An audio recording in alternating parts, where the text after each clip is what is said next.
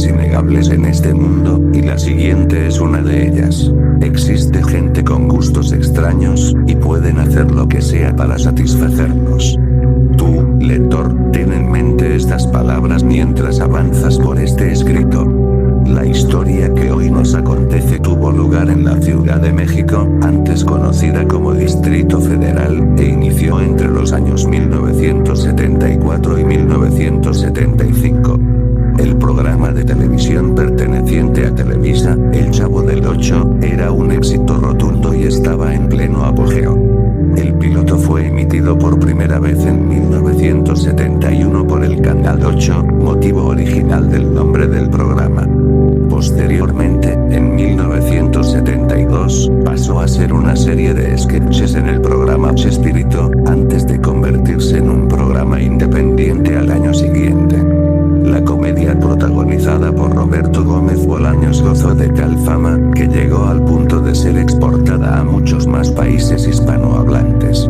Una serie dañada tiempo después por malas decisiones dentro de la empresa, disputas entre los actores, en fin, la historia que todos conocemos. No es un misterio que el programa se convirtió en la gallina de los huevos de oro de Televisa durante los años venideros, viéndose reflejado en la actualidad con el gran impacto que tuvo su adaptación en animación del año 2006. Saliendo un poco de esto, y volviendo a 1974, la gran aceptación del programa trajo consigo todo un negocio en lo que se refiere a mercancía, juguetes, revistas, cómics oficiales, y esos otros productos de dudosa procedencia, o como más se les conoce en el argot popular, productos piratas. Mercancía no oficial, pero más barata, que vende cualquier objeto de uso diario o recreativo de la tendencia de turno. Cualquiera puede hacer un juguete, una camisa, una gorra de los personajes favoritos de los niños. ¿Y qué tal, un show en vivo? ¿Suena bien, no? Hay una cadena de sucesos que han quedado ocultos por bastante tiempo, que están estrechamente relacionados con la marca, no directamente con el programa o con Chespirito, pero sí con la figura tan reconocida del Chavo. Algo que he estado investigando por décadas para, por fin, darle su merecida difusión. Pero antes, tenemos que retroceder a los años de la década de los 70s, como se ha mencionado, la cálida acogida del programa en México y en gran parte de Latinoamérica provocó un negocio demasiado lucrativo en el mercado de los ya mencionados productos pirata, que se infestó de mercancía no oficial del Chavo del Ocho que se vendía como pan caliente. No había objeto con la cara de Bolaños que pudiese considerarse un fracaso en este negocio. Era como un gran pastel que estos vendedores compartían entre sí gracias a sus ventas, y muchos anhelaban un pedazo de ese pastel. Esto hizo que los piratas se expandiesen a otros ámbitos más allá de los juguetes, por ejemplo, entre ellos, realizar shows en vivo, elaborados por gente amateur, ya sea para eventos especiales o fiestas de cumpleaños, algo que hasta el día de hoy se sigue haciendo. ¿Qué podría salir mal con eso? Fue así como se dio inicio a uno de los casos más insólitos de infantes desaparecidos dentro de la ciudad capitalina, y todo comenzó con un simple anuncio, colgado en un poste de luz, donde se promocionaba un evento muy barato con temática de la popular serie del Chavo del Ocho. Muy pocas noticias, si no es que ninguna, existe en la actualidad. Todo lo relacionado con este tema es muy poco conocido, e inclusive se le considera una olvidada leyenda urbana. Lo único que se tiene al respecto, y que confirma que esto en verdad ocurrió, es una publicación del periódico El Universal, con fecha del día 18 de abril de 1974. En él, se hace mención de un secuestro perpetrado en el Distrito Federal, que envolvía al mítico personaje de Chespirito. Se nos da un testimonio de una madre, la cual nos menciona que había solicitado por teléfono un evento infantil para el cumpleaños del mayor de sus hijos, fanático de la serie. La cita se había pactado para las 5 p.m. del 16 de abril. Según testimonios de la familia, unas horas antes del cumpleaños, cerca de una esquina de la calle se estacionó una camioneta blanca, dañada, sucia, con los cristales polarizados. Al dar las 5 de la tarde, como se había acordado, varios vecinos observaron que de esa misma camioneta salían unos hombres con unas botargas de los personajes de la vecindad del Chavo. En sus palabras, eran aterradoras, pero, de cualquier forma, funcionaban para lo que estaban hechas. Esta gente cumplió su propósito durante el show, y eso era lo importante. Acto seguido, la madre afectada procedió a describir en qué consistió aquel espectáculo improvisado. Los sospechosos realizaron una rutina basada en la típica escena que ocurre en el patio principal de la vecindad. El Chavo juega con Kiko, y este último acaba llorando en su muro. Doña Florinda le da una cachetada a don Ramón, y al final el Chavo recibe un coscorrón en la cabeza por parte de este. Esto, pero sin voces, es decir, un acto de mímica. Los niños se divirtieron de igual forma, no quedaron indiferentes. Al término del acto, se les entregó la paga correspondiente por realizar su pobre actuación, y se marcharon sin decir ni una sola palabra, al igual que como llegaron en primer lugar. No obstante, aquel día se llevaron, por así decirlo, un recuerdo de esa fiesta además del mísero salario que podría verse como explotación laboral. Ese recuerdo fue, ni más ni menos, que 4 niños de la fiesta, el cumpleañero, uno de sus hermanos, y 2 amigos que iban con ellos a la misma escuela primaria. Estos infantes desaparecieron para no ser vistos nunca más. No hace falta ser un genio para deducir cómo fue que estos pobres niños desaparecieron. Si estas personas no estuvieron involucradas, los niños huyeron de casa sin razón alguna, a la misma hora y por la misma puerta por la que las botargas salieron. Sí, esto último suena muy poco convincente.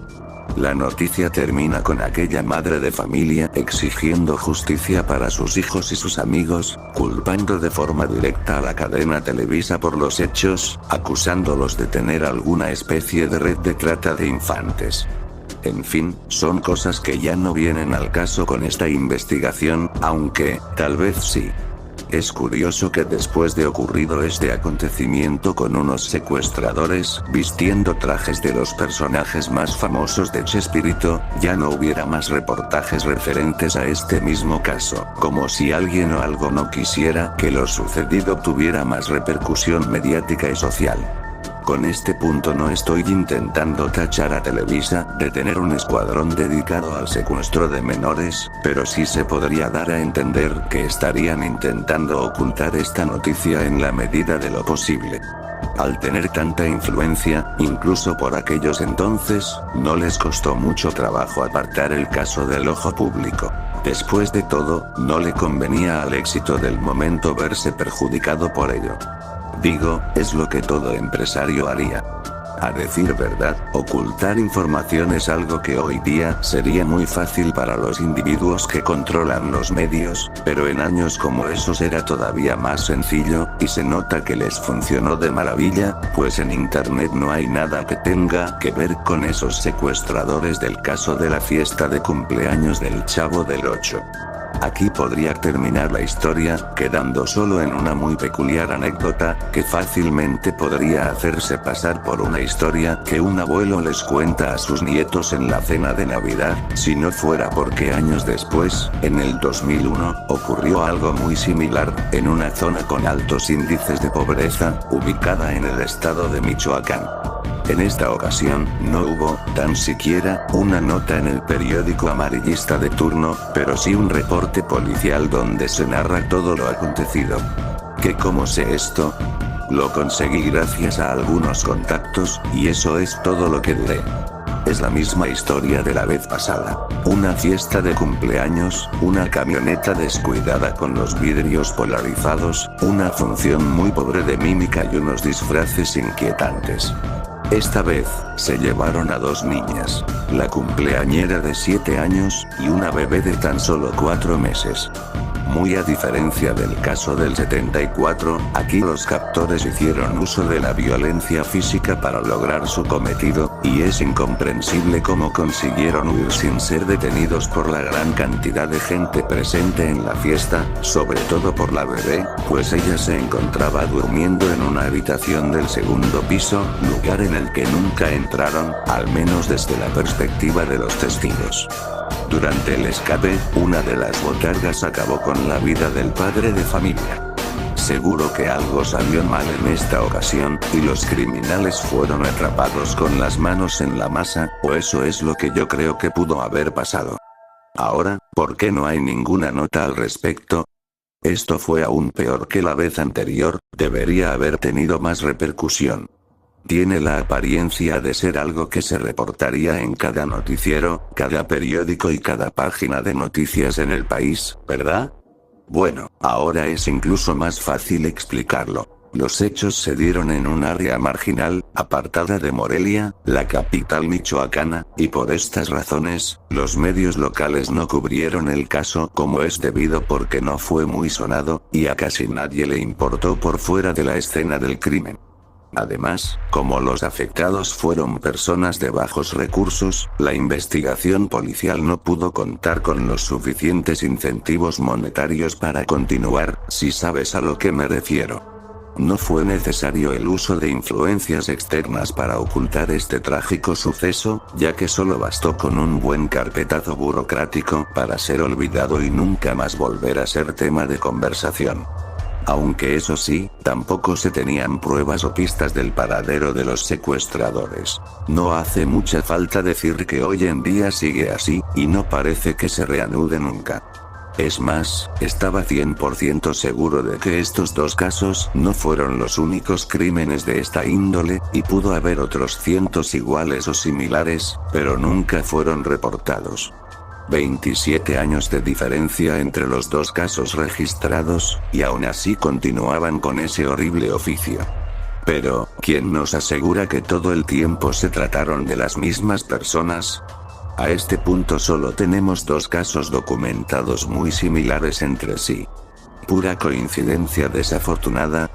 ¿Cuántos niños desaparecieron durante los actos perpetrados por estos energúmenos? ¿Dónde están? Es algo que casi nadie sabe hasta la fecha. Y sí, casi nadie, porque más tarde que temprano, muy pocos afortunados pudimos conocer la turbia verdad sobre lo que hacía esta gente con ellos. Era el año 2006, y cierto día se hizo viral en aquellos foros populares del antiguo internet un video acerca de estos tipos en botargas.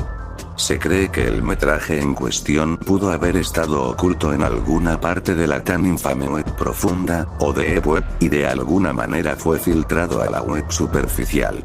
Si tienen cierta experiencia en este mundillo que es internet, quizás ya se estaban esperando lo que estoy por mencionar. Se trataba de un vídeo de categoría snuff, lleno de contenido gore, de unos 15 a 20 minutos de duración aproximadamente, mostrando una tortura indescriptible hacia una víctima menor de edad. Las descripciones están de más, y no voy a alimentar el morbo de nadie, como en otras historias sobre gente que se gana la vida torturando niños. Lo único que diré al respecto, es que el vídeo era un festival brutal e inhumano presentado por tus personajes favoritos de la vecindad del Chavo. Algo surreal, a la vez que aterrador y repugnante.